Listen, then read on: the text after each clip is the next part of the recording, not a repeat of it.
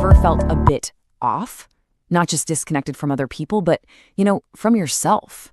It's this strange feeling that's really hard to put your finger on, like the person you are today and the person you thought you were are just drifting apart. Well, today we're going to explore that exact experience and maybe more importantly, a powerful way to find our way back. All right, let's just jump right in with this quote from Dr. Castell Britton, because it really gets to the heart of what we're talking about. See, he points out that losing your identity usually isn't some big dramatic moment. It's more like a quiet weakening, something that happens so gradually we barely even notice until it starts to change how we act, how we connect, and where we're headed in life. So this brings us to the main problem, right? This quiet disconnection. It can start way before anyone, including you, really sees it. It's this subtle drift away from the things that used to give your life meaning. But if it's so quiet, how in the world are you supposed to spot it? That is the million-dollar question, isn't it?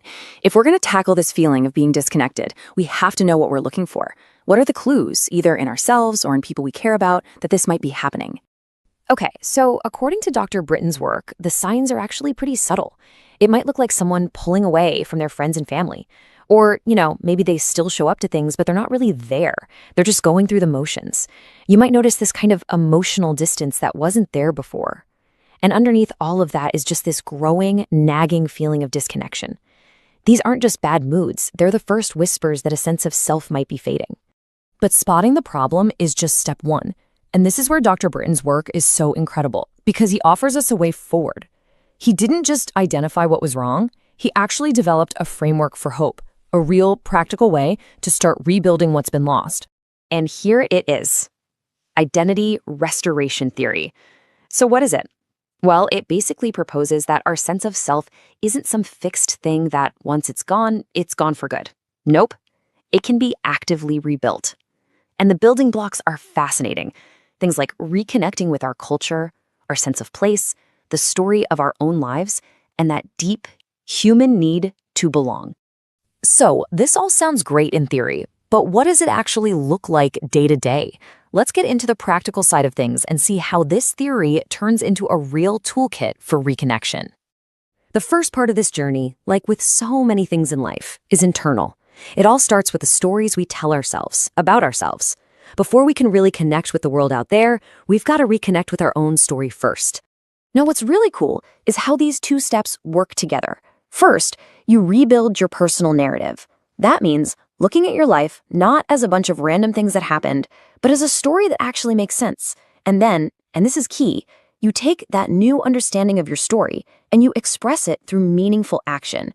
You get involved. You contribute, not because you have to, but because it feels like an authentic expression of who you are. And this is a big but, this isn't a journey you take all by yourself, locked away in a room. Identity can't be fully restored in a vacuum. It needs to be strengthened and recognized by the world around us. So the next crucial step is to look outward. And this is where our community and our culture become absolutely vital. Reconnecting with cultural memory, things like language and traditions, that's not just symbolic stuff. It's an active way to rebuild your identity. Restoring our connection to places that mean something to us, creating spaces where we feel truly seen and understood, and making those community hubs where culture is alive and well even stronger, these are all pathways back to ourselves. Okay, let's zoom out even further now. Dr. Britton's theory points out that this isn't just up to individuals and communities. The big institutions that shape our society, I'm talking about our schools, our justice systems, they play a massive role in all this. I mean, think about it. When a kid goes to school and never sees their own culture, their own history, or their own experiences reflected in their lessons, a little gap can start to form. And that gap, that's a space where disconnection can start to grow. So culturally relevant education isn't just some nice-to-have idea. It's a fundamental tool for building a strong identity right from the start. And this slide just illustrates the whole point perfectly when we talk about something like reintegration support for people leaving incarceration. The old way was all about behavior. Just follow the rules, comply. It's all external control. But the identity restoration model, it's a totally different game. It focuses on connecting people back to their culture, rebuilding their community ties, and helping them find personal meaning again. One approach just manages behavior. The other restores a person. So we've looked inward, we've looked outward, and we've even looked at our institutions. But there's one final piece of the puzzle that kind of ties it all together, and that's the simple but profound power of recognition. Identity loss loves the dark. It grows in that quiet, isolated place where you feel like you're the only one going through this.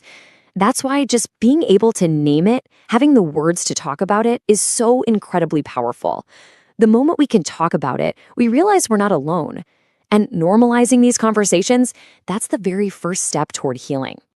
And that brings us to a final thought, something to take with you. As you go about your life, in your family, at your job, in your community, just ask yourself this question. Where is identity being built up?